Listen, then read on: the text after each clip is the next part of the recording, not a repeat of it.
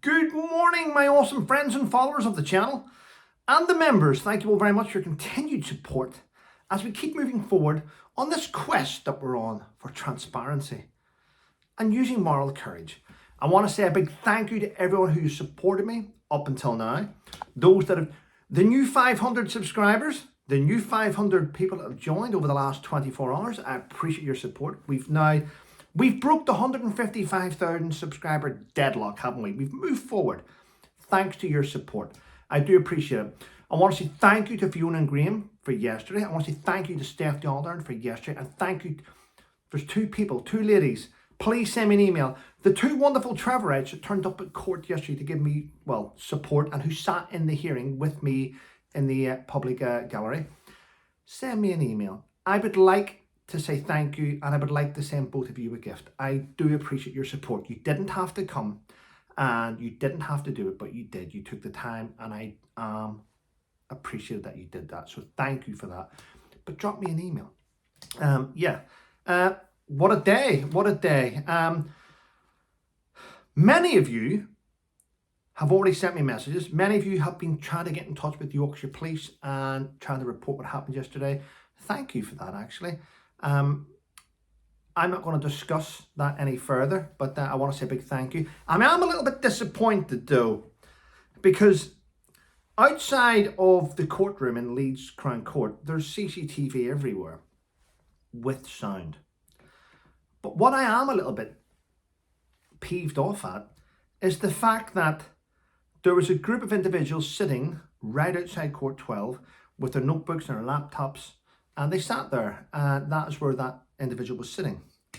When we went into court and we had to give out who we were, they were all journalists. You had the Yorkshire Post there, the BBC, they were all journalists. They witnessed what happened in court, and not one of them had the audacity to write about it.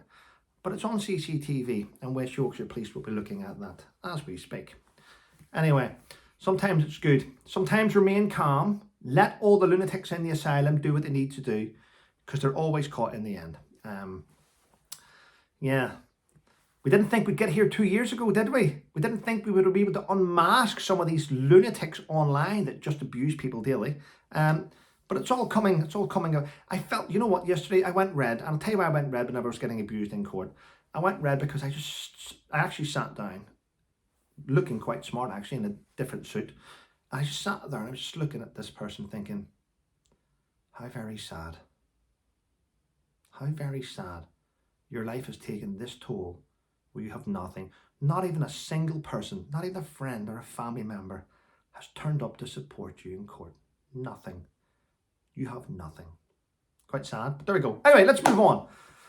This morning I woke up maybe it was just my grandeurs of delusion. I was, delusions of grandeur. That's the right way around. I was hoping to wake up to find out that we had a new United States president, but I don't know yet. Going to be honest, whoever gets elected, it's not going to go down well in America, is it? You're damned if you do, you're damned if you don't. They've boarded up around the White House. They've boarded up buildings around. I mean, there's shops having to close down and board up in case of riots. It's just weird, isn't it? It could be good for the UK. In fact, you know what? If I'm honest now, let's get this off, Trevor. Whoever wins is going to be bad for the UK. That is a fact. And let me explain. I honestly think that President Donald Trump, ex-President Donald Trump, getting elected would have been a great thing for the UK. But not with our current Prime Minister. He's already shown his true colours by completely investing in Kamala Harris. And that won't go down well with the Trump administration. If there is a new Trump administration, he's going to remember that, how the UK Prime Minister turned his back on him. I mean, it's not going to be good for the only people that suffer here is the British people. Our Prime Minister won't suffer. He's already rich. He can move anywhere. It's just sad. So, in my opinion, whoever gets in isn't going to be great for us. Unless, if Kamala Harris carries out the old President Biden sort of things, then there was already a frosty communication with the UK because Biden his allegiance is to the people of Ireland, not against British. That's why we've had issues. And now we have ex-President Donald Trump, which could possibly hold a grudge against Keir Starmer for trying to interfere in a US election. So it is what it is, people. It is what it is. Yeah. Well, this morning I wake up. Now, I used to have, listen, there's people in the NHS that I think do fantastic work. Let's make that clear. I do not think those in charge of hospitals, like the board of directors, I don't think they're doing a good job. I don't think they are. I think it's all about profit at the top, and it's not about clinical care, where it should be. Senior doctors now, though, are now charging the NHS premium rates and earning over £200,000 a year. Now, that story was put out today in the Mail, and I'm going to give you my opinion on that. I think some doctors are worth that. You may hate me saying that, but I do. If it's a heart surgeon, if it's depends what type of doctor it is. I'm being serious. I mean, I do think they should, if they're saving lives, then they should be on premium rates. It's just my opinion, though. Well, that's what I think anyway. Not everyone's worth the seating that they have. Some people aren't worth as much. Some people are worth a lot more. Just want to point that out. Yeah, and students, oh my God, you know what? Listen, my partner's son's a student, so I don't want to mock him for this. But listen, students make me laugh because they protest about everything. They're out there, their placards and different things, and whatever it may be, whatever protest it is, they're out there always complaining. And most of them, I think, I'm going to throw my hat in the ring and I'm going to go, they all did. They all voted Labour. That was a big mistake, wasn't it? Labour. Keir Starmer. I'm going to remove student fees. I'm going to lower the loans, lower the fees. I'm going to do this here. Millions of students voted Labour. What's happened? We told you. Two-faced Calmer.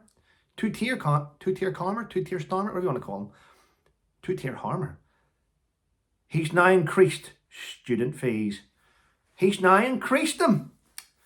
Wow. I mean, can you sort of oust the Prime Minister for lying on his manifesto to get elected and then not doing anything? So he's increasing student fees, he's removing pensioners' winter fuel, but he's giving more money to illegal aliens, let's call them. Don't know why we call them aliens, people do that. Yeah, from another place. What a great guy, yeah? Wow. Do you know that last week, 1,227 people crossed the English Channel who are currently all being looked after? Let's look at it that way. That's just the best way. Rather than get some things wrong, that's just the best way. It's the best way to put it, really, isn't it? Yeah, all being looked after. All being cared for. Crazy. Wow. Well, I also see that Mike Tyndall and Zara Phillips attended the Dorchester Hotel on Sunday night, where they attended the Rainbow Charity, nothing to do with LGBT. Rainbow Charity, it's a hospice that looks after children. They attended a gala there, the Night of Champions it was called. They raised a lot of money, actually. Yeah, isn't it nice to be able to give back to, and I must admit, they looked stunning. Mike in his beautiful, like, velvety type tuxedo. I've got one like that, Mike. And Zara Phillips in her beautiful dress. It was lovely. Yeah, actually, yeah. I wasn't there. I get people send me messages what happened, okay, and I've already checked it to make sure. You have to do due diligence, you know. We don't want judges like your man Phillips in Leeds Crown Court saying things like, well, you know, I don't want YouTubers discussing cases, you know, because they don't understand journalism. In the front row of the courts, a BBC journalist, useless piece of shit. They didn't even rate what happened outside the court. That's journalism for you. You know, monkey see, monkey do type thing. You know, see no evil, hear no evil. Speak no evil. Oh, well. Right, so what am I going to do today? Got Remembrance Day coming up. I'm not going to London again this year. Nah, it's too much hassle to get to London and back. It really is. And I was going to attend the Remembrance Day in Woodbridge, but I'm not going to do that either. I think I'll just if I'm honest, I think I'll just go to my local church. Just go to my local church only, and then come back here. Yeah, I think that's what I'll do. Nothing else. Anyway, listen, have a wonderful day, everyone. Thank you to those that have come back to the channel, and I've noticed all the nonsense that happened before were just nonsense. Transparency and honour are things that you should hold highly. I mean, I always carry the Army's values and standards with me. Solid C. Selfless commitment, offensive spirit, loyalty, integrity, diligence, and the C stands for courage, moral and physical. If you hold your head high and you portray those qualities, then things always go in the right direction. You'll get people trying to derail you along the way. You always get people derail you. I had this chat yesterday with Steph, actually, in front of Gwen, that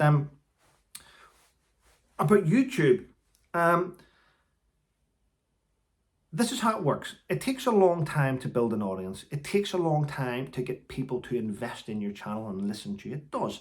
And you either have charisma, you either come across as if you know what you're talking about, or you crumble. Those that crumble, channels never really grow. And if you have YouTubers, this is what I want to point out. If you're a young, small YouTuber and you need advice, ask a big YouTuber. They will help you.